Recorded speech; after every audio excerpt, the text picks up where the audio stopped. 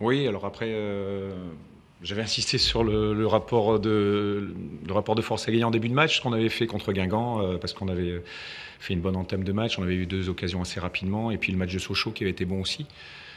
Bon, les matchs ne se ressemblent pas, et malheureusement, c'est nous qui avons été sur le reculoir dans ces 10 premières minutes. C'est vrai que le changement rapide avec Laurent Dos Santos fait que après, c'était pas facile aussi pour Alan de rentrer dans le match.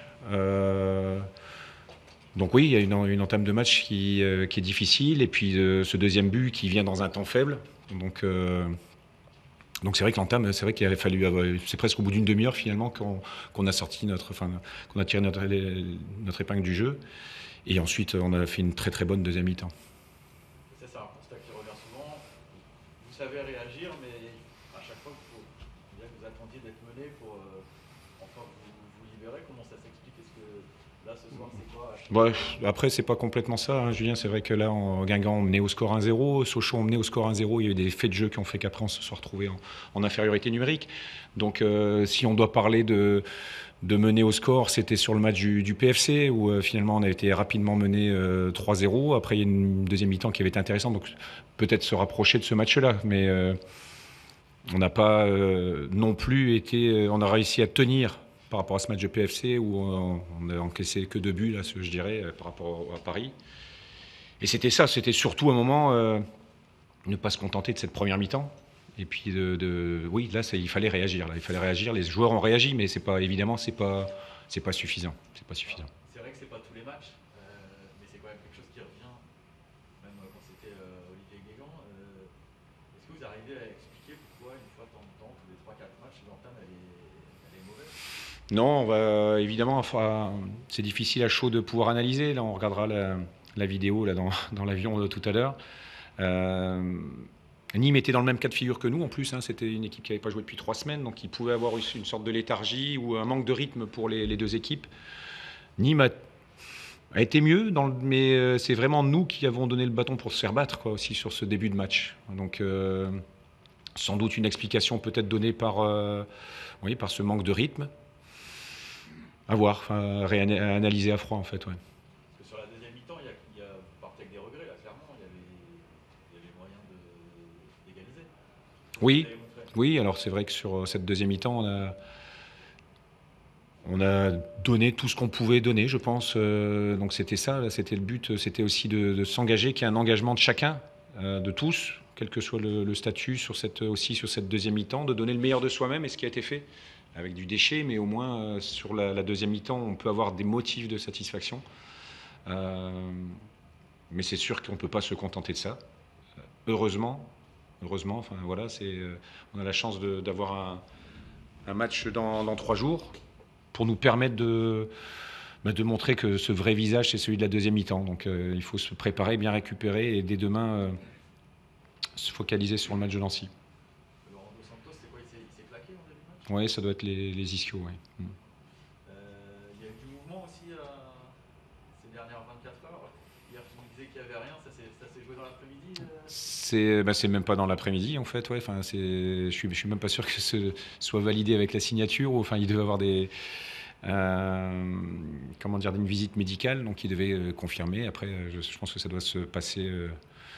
Ça a déjà peut-être été validé, mais ça doit se passer là, quoi, en fait. Ouais. Donc, j'avais pas les éléments au moment de, de l'interview hier. Du coup, qu'est-ce que tu penses qu'il va vous apporter ce joueur, Hugo Bonnet? Bah, c'est un attaquant du niveau de la Ligue 2. C'est vrai qu'il a beaucoup scoré sur les dernières saisons. Donc, c'est vrai que c'est quelqu'un qui a des valeurs, un potentiel, qui est capable de jouer à différents postes aussi sur le front de l'attaque. Donc c'est une très très bonne chose. Ouais, c'est une très très bonne chose de pouvoir l'avoir dans nos rangs. Bon, pas mardi vu que c'est un match en retard, mais dès le match de Rodez. Du coup, tu penses l'utiliser comment? Ce sera associé avec Baptiste Guillaume? Parce qu'on a vu qu'il était encore assez seul ce soir. C'est compliqué quand même pour lui. Il doit se débrouiller avec les ballons. Enfin, il est assez seul devant quand même. Oui, c'était un 4-1-4-1 avec une seule sentinelle et puis avec des relayeurs qui pouvaient être plus proches. Ce qui a manqué en fait, c'est sur cette entame de match. Après, on n'a pas assez fait cette défense en avançant. Donc, avec nos relayeurs d'avancer, on l'a mieux fait à partir de la 30e minute. Et forcément, ça a facilité la tâche. Donc après, on a pu monter notre bloc. Mais il y avait parce que c'était le même système en deuxième mi-temps, donc il y avait de la proximité avec Baptiste. Donc c'est pas le système qui doit être mis en jeu. Et puis après, effectivement, il pourra avoir des possibilités, comme on a pu le faire là sur le match de Strasbourg. On a joué en 3-4-3 ou 3-5-2. On a cette possibilité de pouvoir jouer avec différents systèmes de jeu. Donc ce sera aussi un panel supplémentaire de pouvoir avoir Hugo qui puisse aussi jouer à différents postes. Donc pourquoi pas les associer tous les deux alors, Pardon? Pourquoi pas les associer Oui, tous les deux oui, bien sûr. Et dans le sens inverse, il y a Ismaël qui part vers Strasbourg. Alors je sais pas si ça a été officialisé pendant le match, mais Je sais pas non plus. voilà, c'était attendu ça aussi. Ça pouvait être dans les tuyaux, c'était dans les tuyaux du mercato. Après, il y a tellement de choses aussi qui peuvent se passer comme ne pas se passer sur ce mercato d'hiver. Donc, attendons confirmation, oui. C'est fait, c'est l'essentiel. Ouais, c'est bien sûr que c'est une satisfaction de gagner ce soir. On a souffert en seconde période, un peu à l'image du match de Dijon. La différence, c'est qu'on n'était pas en infériorité numérique ce soir. Je pense très sincèrement qu'on a eu sur le plan athlétique un petit coup de pompe, il manquait un peu d'essence. Et on doit être encore plus efficace sur la première période et se mettre à l'abri au moins d'un but supplémentaire. Très sincèrement, le regret qu'on peut avoir sur la première mi-temps, c'est de ne pas accroître le score pour être un peu plus serein en seconde période. On prend le but pratiquement en même temps qu'à Dijon, c'est-à-dire c'est un scénario qui est vraiment identique et on a quand même réussi à être solide, à être déterminé. Sidi et Antoine font une bonne rentrée, ça nous a permis un peu de gratter quelques ballons parce qu'on était un peu dans le dur. Pour toi, Romain, c'est parfait, début de saison, enfin pour toi ce début, victoire à Dijon, et puis là ce soir pour ta première au Costières, tu gagnes. Oui, c'est une grosse satisfaction. J'avais parlé hier d'être focalisé sur la barre des 30 points.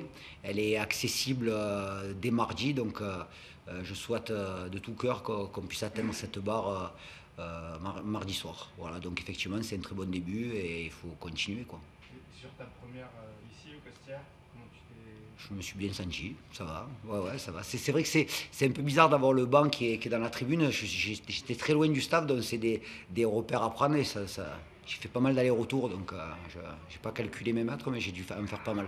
Beaucoup de sport aussi. Ouais, c'est ça. Mais c'est toujours...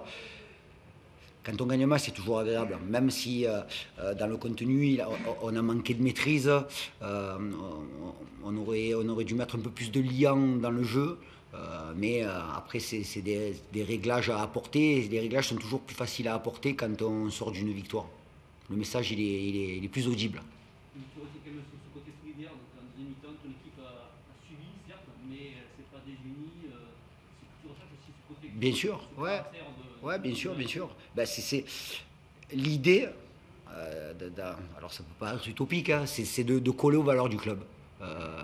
On a toujours parlé de verticalité, j'ai toujours entendu de parler d'arène, puisqu'on est aujourd'hui dans une ville de tauromachie. Je ne connais pas très bien moi la tauromachie, mais je sais ce que ça peut représenter.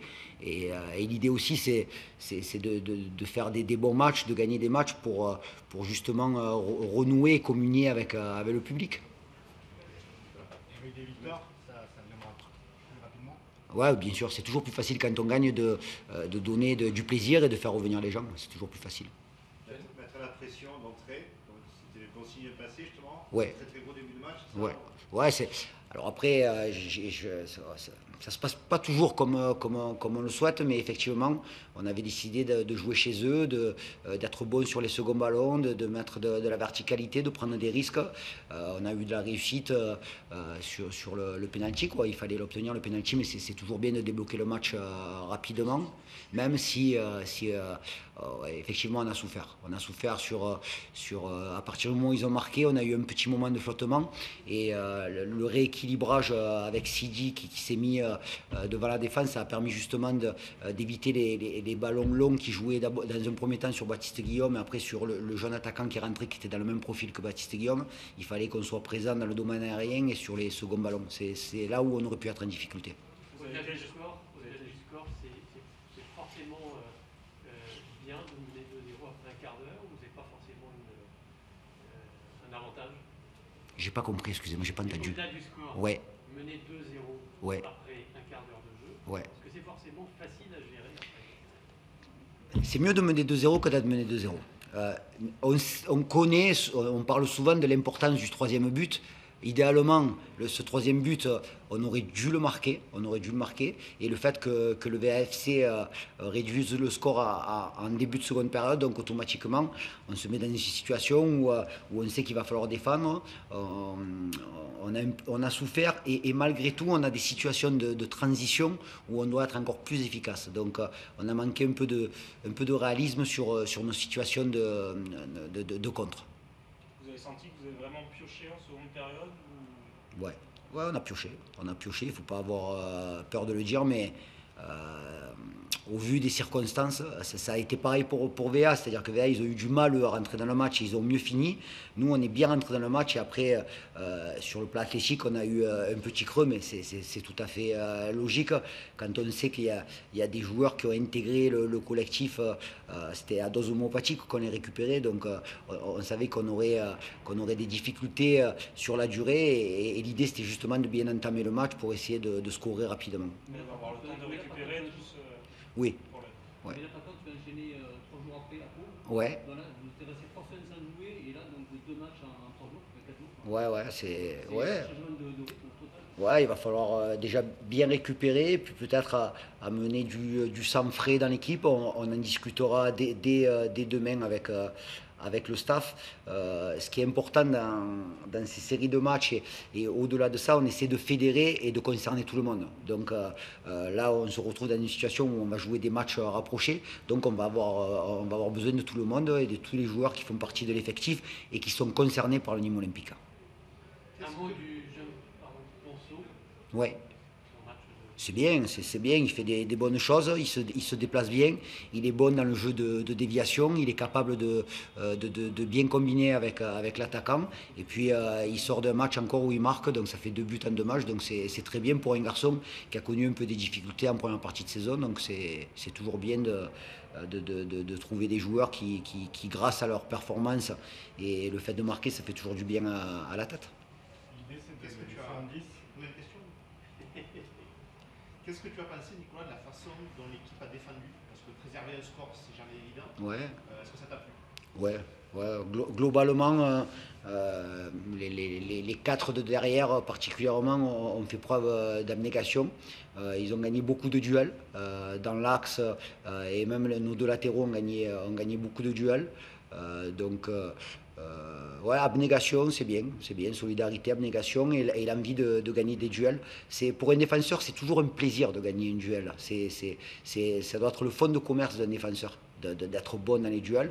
Et je ne vais pas parler des performances individuelles, mais je suis content de ce que j'ai vu ce soir par rapport à leur complémentarité avec un capitaine qui a fait preuve, déjà, il a fait une bonne performance et en plus il a été présent dans la communication, il a permis à l'équipe de remonter quand c'était un peu plus difficile, donc effectivement je suis satisfait. Sur les côtés, vous avez aussi été très performant en début de match avec Nicolas qui a fait des différences. Ouais. C'est pas concrétisé par des buts, mais Ouais. c'est aussi un Non. point fort à développer. Oui, bien sûr, il faut être encore plus performant et plus réaliste par rapport à ce que Yacine et Nicolas sont capables de faire. Alors Yacine dans un registre différent puisque c'est un garçon qui aime bien rentrer à l'intérieur, trouver des points d'appui et c'est un joueur de pied, Yacine. Nicolas nous amène un peu plus de percussion et de vitesse, donc effectivement il y a eu des bonnes choses. Il n'y a pas eu que des bonnes choses, mais il y a eu des bonnes choses. Hâte d'être au 1er février pour savoir un peu l'effectif dont tu vas disposer vraiment. Ouais. Tu disais là, il y a deux, trois questions Ouais, non, c'est des périodes, ça concerne tous les clubs, mais tant que le mercato n'est pas terminé, on est sur le qui-vive, on est en éveil. Une fois qu'il est passé, on sait avec les joueurs avec qui on va finir la saison. Mais je le répète, je l'ai dit quand je suis arrivé, euh, j'ai besoin, j'ai besoin de joueurs qui ont envie de porter le maillot de Nîmes Olympique. C'est important. Alors, quels que soient les clubs, mais particulièrement dans ce qu'on recherche avec le staff et pas de retrouver, parce que le club ou l'équipe a jamais perdu son identité, mais de coller aux valeurs de ce club et de ce qui a pu être fait dans le passé.